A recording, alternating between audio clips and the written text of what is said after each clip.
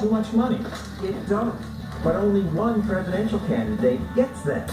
And he can't get a break from the media. They cover his mistakes, but ignore much of his argument. The underlying policy has thousands of people dying, and that is unacceptable. They ignore his good idea. Parents get a choice in where their children attend school.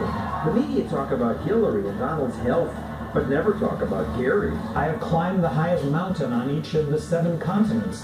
The media praise Trump's business record, but they ignore Gary.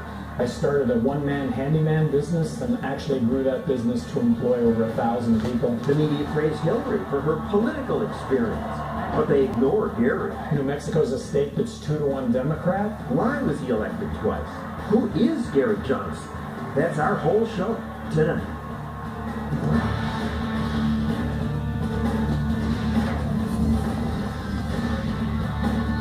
And now, John Stossel. Who is Gary Johnson? Well, of course we know he's the Libertarian candidate for president. But recent polls show 40% of Americans don't even know that he's running, don't know anything about him, and yet Johnson has more governing experience than any of the other candidates. People say Hillary's so experienced, but experienced at what? Lying? Raising money? Manipulating people? As a senator, the only bills she got passed were renaming things like post offices. As Secretary of State, she didn't accomplish much that was good. In the White House, she was, well, a wife who smeared her husband's critics. The one time she took charge of something was her failed attempt to cram government health care down America's throat. Donald Trump has at least run things, built some successful businesses, but often in nasty ways. By contrast, Gary Johnson was governor of New Mexico for 2 terms. He was a Republican, elected twice in a Democratic state. He did a good job as governor, vetoing bad bills, holding the line on spending. So why don't more people take him seriously? Well, one reason is that he's been caught looking stupid when fielding questions from the hostile media. What would you do if you were elected about Aleppo? About Aleppo. And what is Aleppo? A few weeks later, he had another brain freeze. Johnson even called this one another Aleppo moment. Who's your favorite foreign leader? Who's my favorite? Just name anywhere in the country, any one of the continents, any country. Name one foreign leader that you respect and look up to. Anybody. I was Shimon Peres. No, I'm talking about living. Go ahead. I guess I'm having an Aleppo moment in former president But I'm of giving you Mexico. the whole world. I know. What about all that? Well, when I wonder about politicians and government, I turn for insight to my favorite magazine, Reason. Its editor-in-chief is Captain Maggie Ward. So, what's going on here? I wish that Gary Johnson had had answers to those questions. I mean, anybody should be able to pull an Angela Merkel out of their pocket when the situation calls. You said politicians you admire. Why would he admire Merkel necessarily? But I think in that case, he actually, it was a little unfair. Now, he set himself up, right? If he hadn't had the first Aleppo moment, he probably wouldn't have been called out for the second. At the same time, I think he's so rarely given an opportunity to explain his broader foreign policy platform, which is something I'd like to see more often. And in fairness, this Aleppo moment, it wasn't like they were talking about Syria and Barnacle asked about Aleppo. They were talking about something else, and suddenly he said, what would you do about Aleppo? I would have said, about what, a leopard? Or it's coming from nowhere. But he gets smeared. You know, it's charitable of you to give him the benefit of the doubt. I think, you know, when we're looking for qualities of a president, one of the things we look for is thinking on his feet. Again, though, I think this notion that in this particular cycle, the Libertarian Party is the party that's lacking seriousness is one that I struggle to accept in the face of Donald Trump. Right. What a smear. And Gary Johnson has done a lot of good stuff. I covered him years ago after he vetoed the excesses of his legislature. I have vetoed the budget. When Gary Johnson was governor of New Mexico, he kept saying no. I vetoed half of the legislative product. They must have hated you. They did.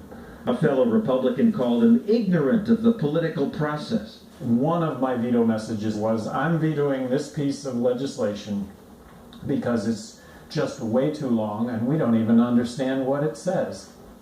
It's hard to stay popular with the political class when you veto 750 bills. And many of those bills sounded wonderful. establish a pilot program allowing the state to reimburse grandparents who take care of children in welfare families. Pilot program, I think, is the key word there. Pilot program sounds good. We're going to test it before we fund it. The agenda was really about growing government, about spending more money, and really not making a difference. Come on, guys. But always spending more. I vetoed a dog and cat exercise bill. And this was a Republican bill, but for my signature, it would have been law in New Mexico that pet stores exercise their dogs and cats 2 hours a day, 3 times a week. I signed that piece of legislation. I have to then establish the dog and cat exercise police. Well-intentioned, but come on, where does government end and where does personal responsibility begin? It's nice intern for Reason Magazine in the summer of 2000. I was set on the job of transcribing the world's longest interview with this governor no one had heard of. As it turns out, that was Gary Johnson, and my reaction to him at the time was the same that I think a lot of people are having now, which is, wow, this guy sounds like he's kind of principled and pretty unusual for a politician who actually got elected in a Democratic state. It's impressive that Gary Johnson, who isn't the best speaker, got elected twice in a Democratic state. He did it by laying out better ideas. Parents get a choice in where their children attend school, period. I have children too. He even touted his use of the veto pen. This pen made Gary Johnson very unpopular with professional politicians, but he doesn't mind. He was reelected. I wish Johnson were allowed in today's presidential debates so he could say things like this to Donald and Hillary. He is promising everything to everyone, and one of two things is going to happen. Either he doesn't deliver on the promises to everybody that he's making, or that we're going to have the largest tax increase the state has ever seen. Citizens of New Mexico, guard your pocketbook because it is doomed. Public built today versus private built today, they have the same efficiencies of design and operation. So we've been comparing apples and oranges. You carry, gosh, I feel like I'm in a high school debate. I like it. I wish he'd say that to Hillary when she says, oh, government can do it just as well. I like sassy Gary Johnson. I also like that he actually talks about trade-offs and cost and benefits, which is simply something that's completely absent from the debate right now. When you listen to Trump and Hillary compare their plans for maternity leave and child care, it no longer sounds like there is any kind of underlying ideological difference. It's just a question of the details of the plans. It's everyone How much more we will give you. Gets everything they want, exactly. And Johnson, as governor, he added, New Mexico added 90,000 jobs when he was governor. There was a 10% reduction in state employees. Cato called him one of the 4 governors, proposing the biggest income tax cuts during their tenures. All good stuff. Right. You are seeing, though, pushback on the Johnson record. I think that's actually a sign of his success, the idea that National Review conservatives would quote bother the to National complain. Review. Never Gary Johnson. He's not conservative, not even all that libertarian. Johnson became governor. The budget grew at a rate of 7% a year. Right. So there's a couple things going on there. The first is it was a heavily Democratic-dominated legislature. Also, a lot of that money was passed through from the federal government. It's stuff he that had no control over. He had no control over. I understand, people who are better at parsing these numbers say that the actual growth in spending was much smaller. There was still growth in spending, right? So let's not get carried away. Gary Johnson is not, in fact, libertarian Jesus come to save us all. But the idea that somehow, because spending grew during a relatively flush time in a Democratic-dominated state means he's not a real libertarian strikes me as kind of sophistical and unfair. It's hard to cut government. It is, and in fact, it basically never happens. There was a feature we did in Reason Magazine a while back where we looked for times the government had actually been cut anywhere in the world, anywhere in history, and I gotta tell you, the research of that piece was pretty tricky. We did not find much. Johnson has not caught on in this presidential race, as you know, and I wonder if it's because he doesn't lay out the benefits of liberty clearly. This show hosted a libertarian candidate debate, and each candidate got to make an opening statement. Johnson's opponents said things like this. Liberty means that our bodies and our minds belong to ourselves. That's clear, understandable. But here's how Johnson began. I would like everyone to know that I have a wonderful family. Son Eric, daughter Saya, granddaughter Cora, and fiance, best friend Kate. It's great to be in love, and I'm in love. I'm happy he's in love, but I can't believe that's the first thing he says. He had a chance to introduce freedom to people. On one hand, I think, okay, that was a missed opportunity. On the other, the reputation of libertarians is that we're basically robots that just say the word liberty over and over. Maybe he's not wrong to start with a little cheesy talk about his family. People like that in politicians, right? You're not thrilled with him on a bunch of fronts. Sure, I mean, he's a politician, and politicians will always break your heart, particularly if you're a libertarian, but maybe for everyone. When he was governor, there was a little bit of crony capitalism under his administration. He increased the tax credit for filmmakers to come to the state, essentially. Which was trendy then, a lot of governors thought. Still a terrible idea. He doesn't get an excuse from it just because it was popular. If you friends jumped off a bridge, would you jump off too, John? Depends what else was going on at the time. He did cut the cigarette tax, cut the state income tax, capital gains tax. And one thing that people liked about Ron Paul was that we always called him Dr. No. He just understood the power of saying, nope, that's not okay. I don't approve of that. And I think the 750 vetoes show that Gary Johnson understands the same thing at the same time. We like that. I don't know that most Americans like that. They think they can get free stuff. That's true, but if you ask them, Reason Foundation did a polling project a while back, and one thing we did was ask people, do you think we should increase spending on entitlement X? And then we said, do you think we should increase spending if it means we have to decrease spending elsewhere or raise taxes? And the shift was really dramatic. When people understand there's a trade-off, they think more critically about it. And a lot of this comes with the framing of the question. And I like the idea that Gary Johnson being in the race helped reframe some of those questions a little bit in 2016. Well, I follow the betting, which is the most reliable predictor of future events, and so I bet the legal amount in America I was allowed to bet on Gary Johnson. Obviously, I'm going to lose that. But are you surprised he didn't do better? I think he did pretty well. He's polling at 8%, somewhere thereabouts. I think the idea that he got about 1% in the last cycle, and we can expect him to do significantly better than that this time around. How much better? What do you want to predict? I'm going to put him at 3%. I'm going to put him at 6%. Thank you, Catherine Mangu Ward. Next, did you know that Governor Johnson used to run a marijuana company? He stepped down when he started running for president, and now the chairman of the company is a former judge. A judge who used to lock up drug users. He'll join us next.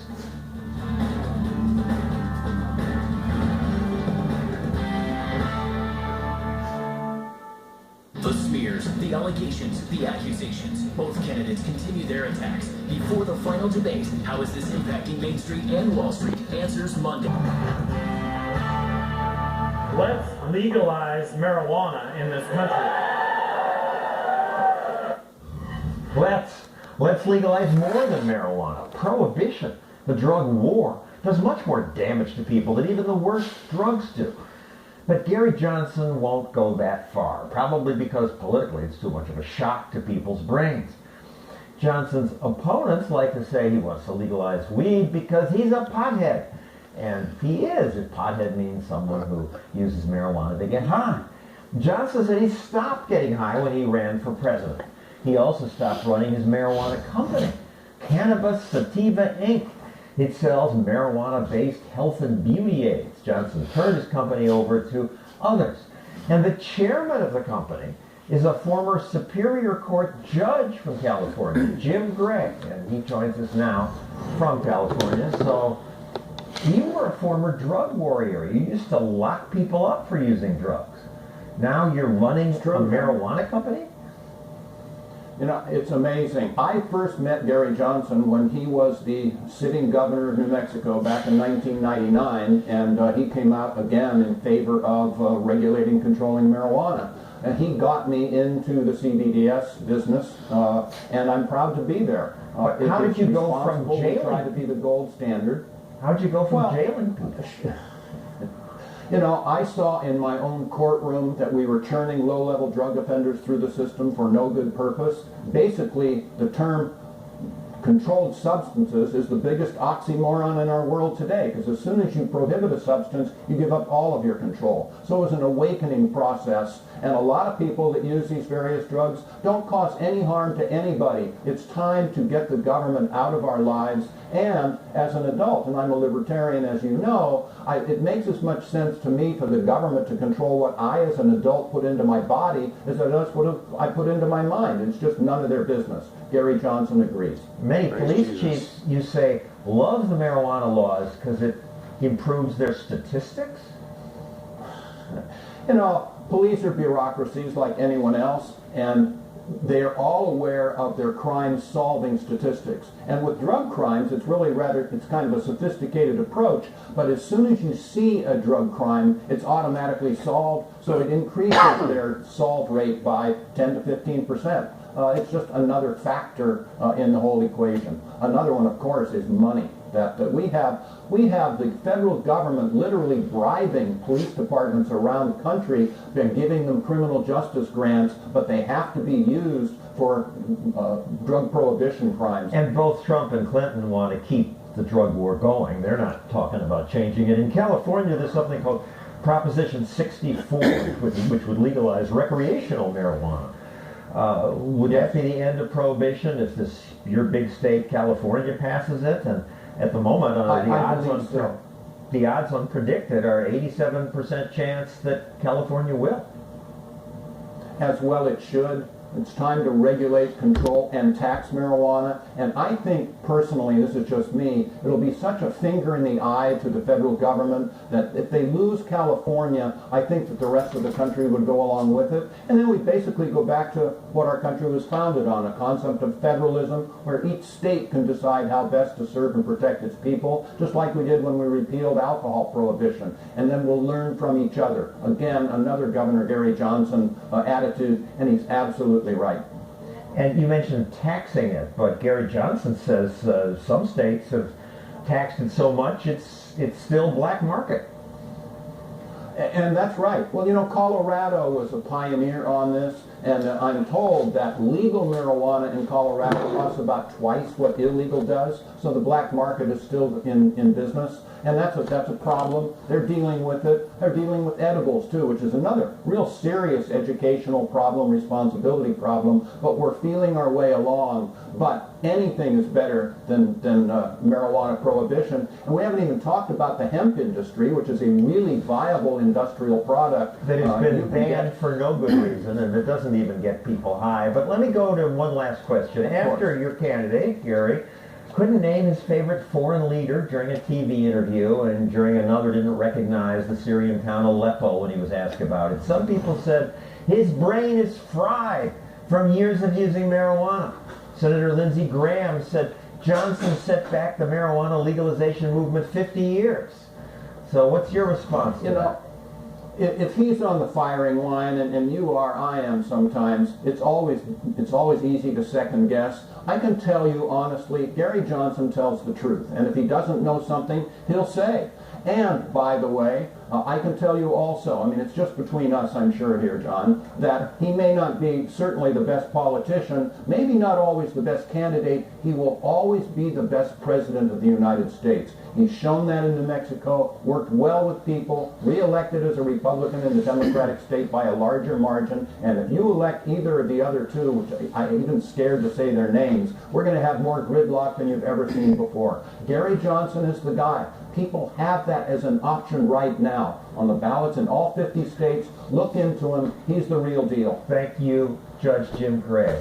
Next, Donald Trump and Hillary Clinton are old, really old. They're my age. But Gary Johnson's younger and healthier. He's even climbed Mount Everest. Dave and I looked out the New Mexico flag, and it really was a wonderful, wonderful day.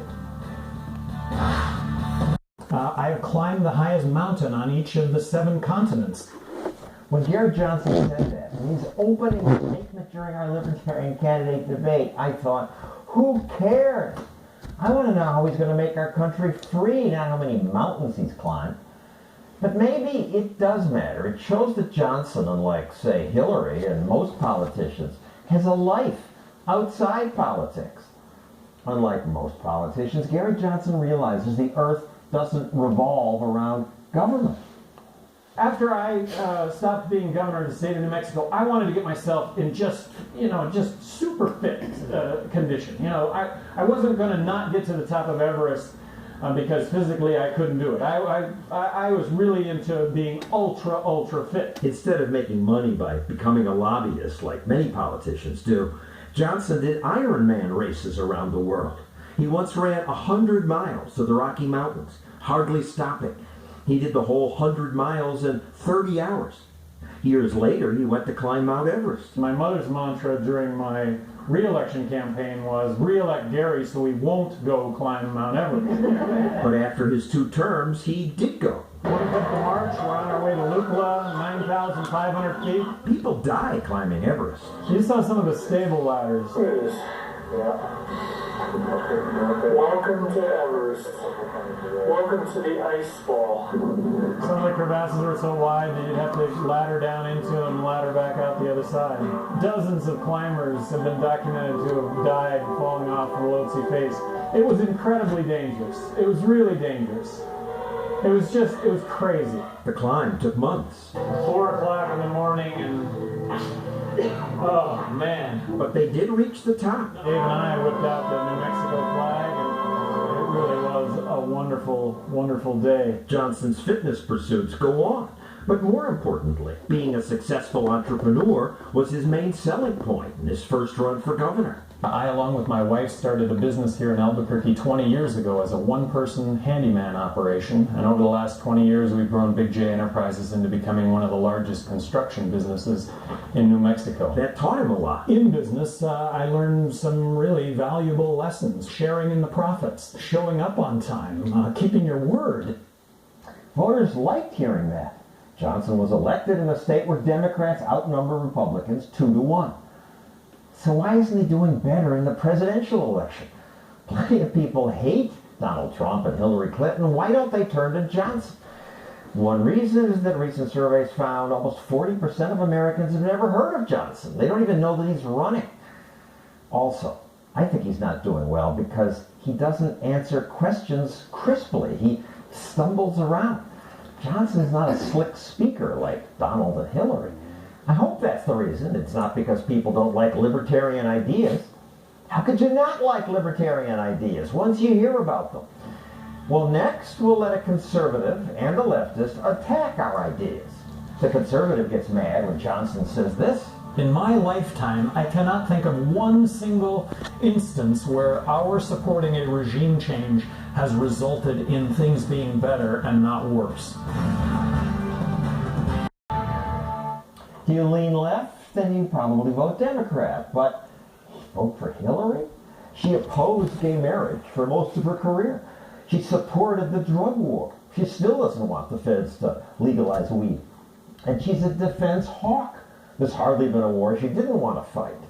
So I think people on the left should vote for Gary Johnson, but plenty of leftists say no, no. One group tells Bernie Sanders supporters, you planning to vote for Johnson instead of Hillary? You need to see this. Should President Obama's health care plan be repealed? Yes. This ad shows a bunch of things Gary Johnson has said that most Democrats don't like. Should we take the long-term view when it comes to global warming? The sun is going to actually grow and encompass the earth, right?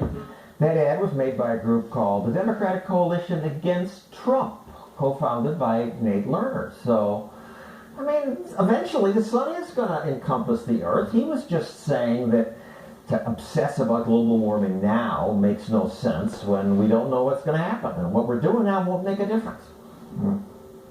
I mean, I would disagree with that. I think global warming is an issue right now. We're seeing stronger hurricanes. We're already seeing record temperature, and we need to respond because immediately. Of man-made global warming? Yeah, we can measure the amount of carbon dioxide and greenhouse gases in the atmosphere, and they're at the highest they've been in centuries. And we've had a really quiet hurricane season for several years. We had this one big hurricane this year. It's been quieter.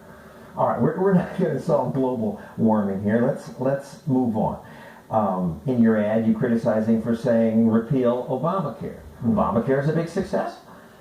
Yeah, I would say so, yes. I think insurance companies are dropping out. They are, but overall it achieved its goal.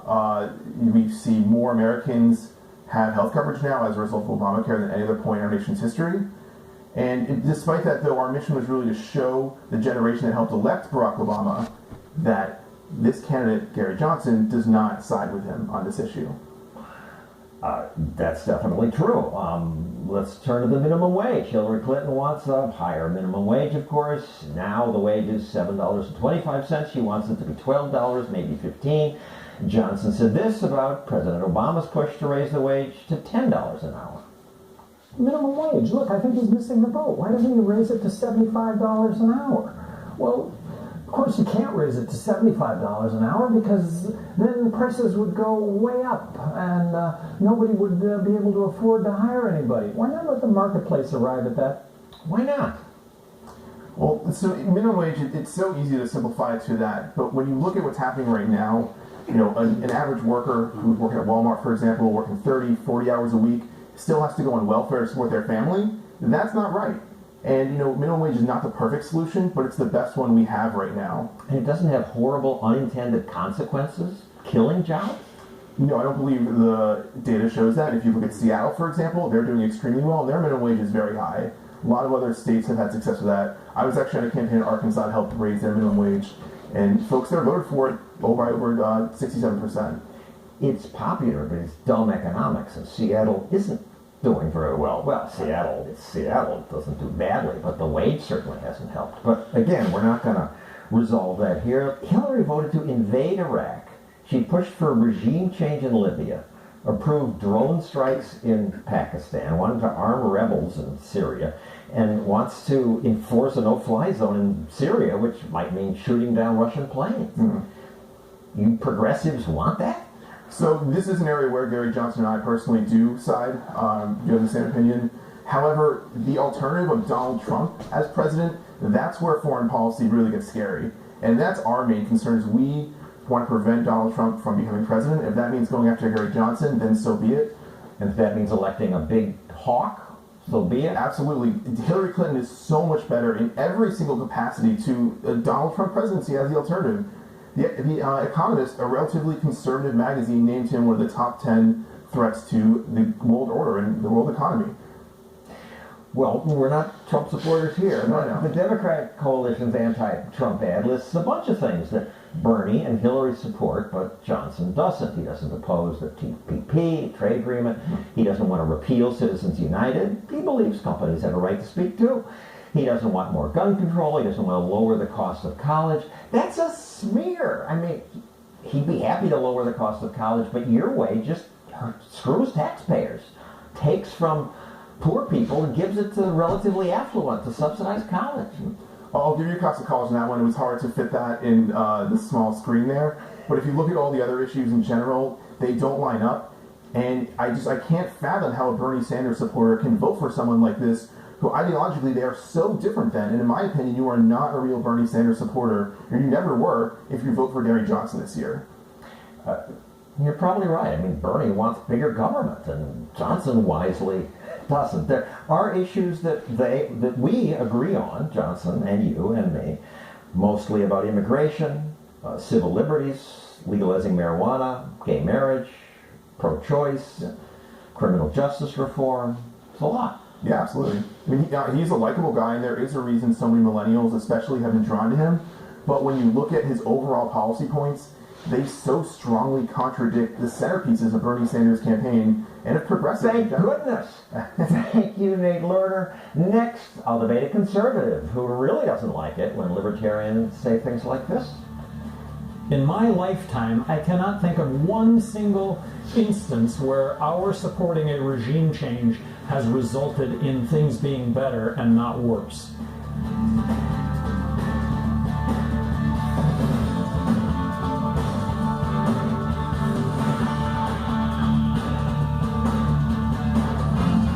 And allergies? Get fast relief with MyPure. I can breathe, and I can finally sleep well. Research shows 92% of MyPure...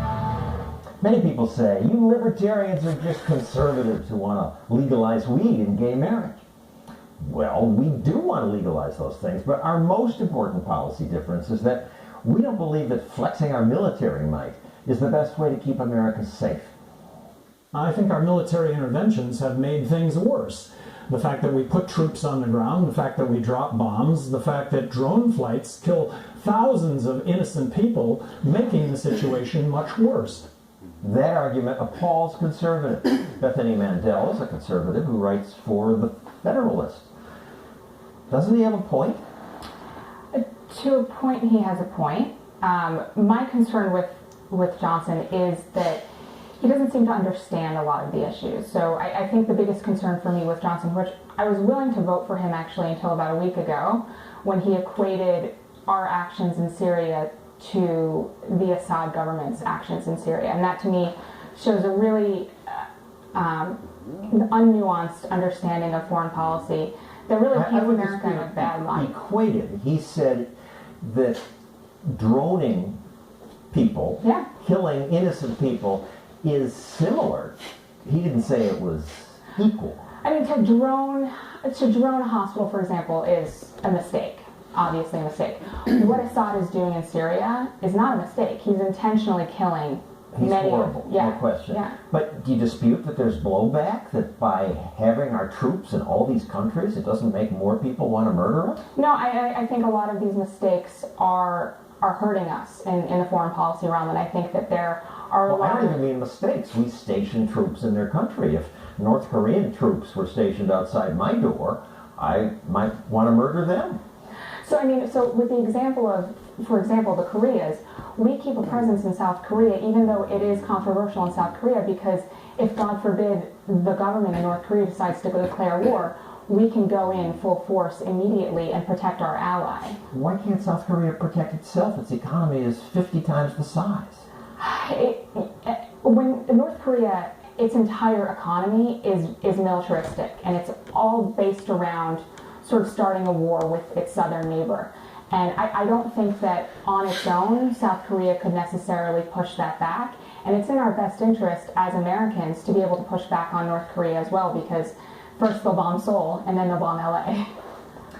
All right, we disagree on that, and people on the right are also unhappy with Gary Johnson's stance on marijuana. You admit using marijuana. Well, I'm one of 130 million people in that category, and I haven't had a drink of alcohol in 29 years. I've always maintained that legalizing marijuana will lead to less overall substance abuse. I agree, and the drug war does terrible damage. Yeah, and I have similar concerns with libertarians with the drug war. I think that it's badly orchestrated and really hasn't produced enough good policy. But my issue with Johnson isn't necessarily his policy positions, is that he seems to cheerlead for marijuana use in a way that I find to be inappropriate. And right or wrong. So he was the CEO of a medical marijuana company. So there's a lot of disagreements with scientists on how effective medical marijuana is for almost any disease outside of maybe a handful. So what? I mean, alcohol does much more harm, and Winston Churchill said, "I can't live without champagne. In victory I deserve it, in defeat I need it." But that was Winston Churchill a long time ago. I wouldn't feel comfortable with any candidate standing on stage and be like, "No, I drink every single night to get through the night." That's a really sort of uncomfortable statement. And on top of... And Johnson hasn't said he smokes. No, for sure not. But he did say that he, until very recently, was smoking marijuana. And it doesn't seem clear to me that he had a medical reason for that. And marijuana is illegal. So we basically had a presidential candidate saying very openly that he was breaking the law. Whether he thinks it's right or wrong, he admitted to doing so. He enjoys altering his mind, as millions of Americans do. However, I do have an argument with Johnson where I think we agree. Should a Christian baker have to bake a wedding cake for a gay wedding? I say part of freedom is that in your private business, you should get to serve or not serve anyone you want. But Johnson says no. Look, I think you should be able to discriminate for stink or you're not wearing shoes or whatever. But I'll tell you what, if we discriminate on the basis of religion, to me that's doing harm to a big class of people. Now, it could do harm to a big class of people, and that's why the lunch counters that wouldn't serve blacks, that they were forbidden to do so.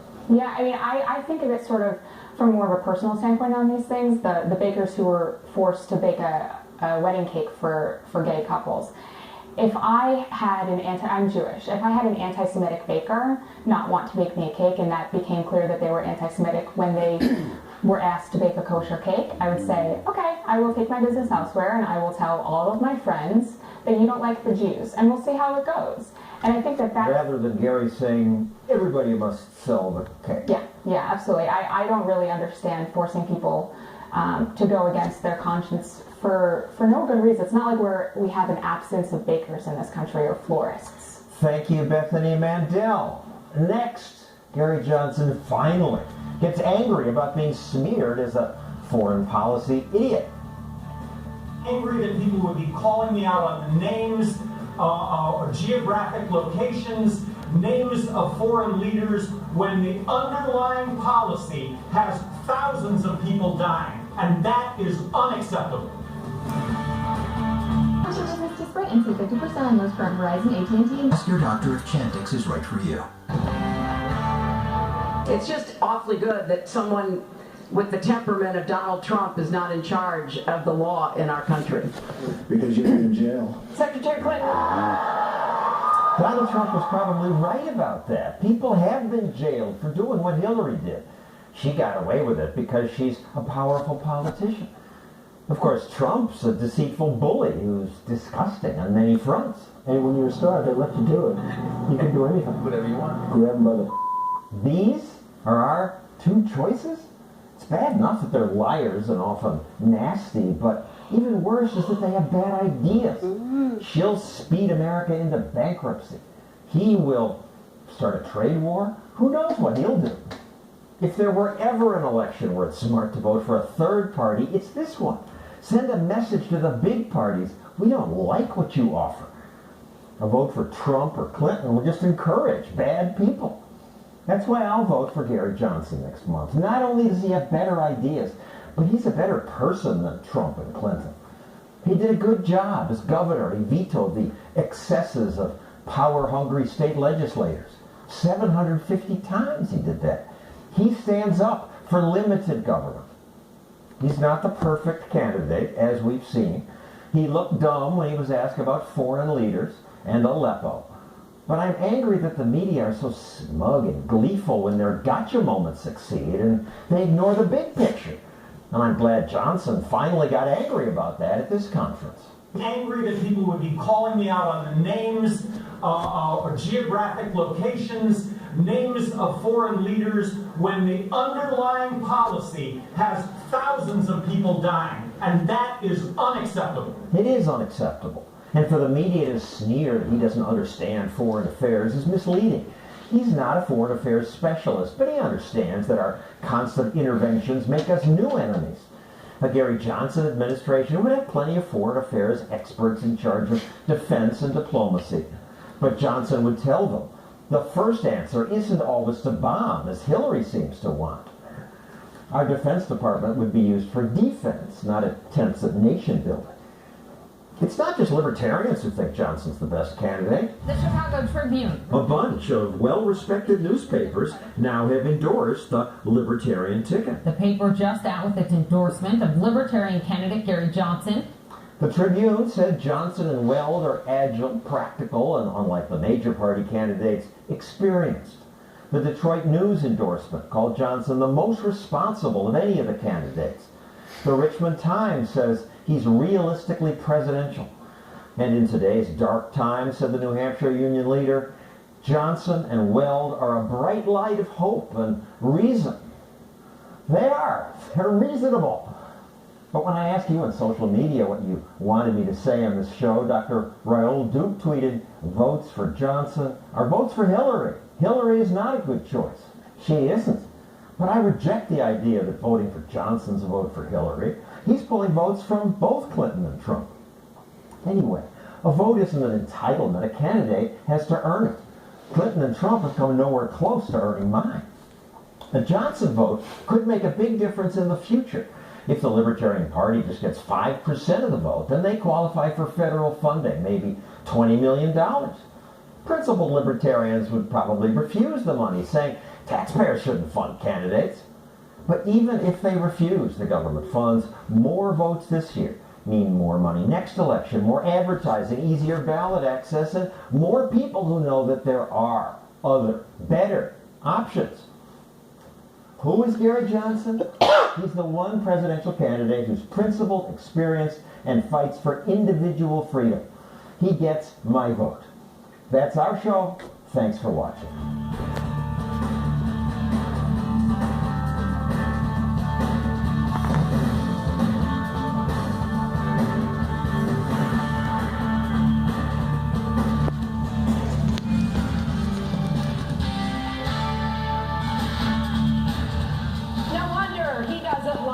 Talking about his plans.